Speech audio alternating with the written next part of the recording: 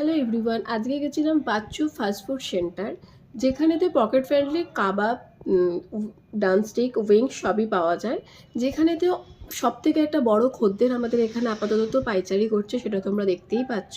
তো আমরা বিশেষ কাজের জন্য ডুমুর জেলায় গেছিলাম, আর এটা হচ্ছে ডুমুর জেলা স্টেডিয়ামের প্রথম গেটের পাশের গলি দিয়ে যাওয়ার পর কাউকে জিজ্ঞাসা করলেই বলে দেবে বাচ্চু ফাস্টফুড সেন্টার। তো এখানে 40, 50, 60 টাকার ভিতরেতেই সমস্ত কিছু আছে। তো তাই জন্য আমরা ট্রাই করতে এসেছিলাম, ভীষণ পকেট ফ্রেন্ডলি।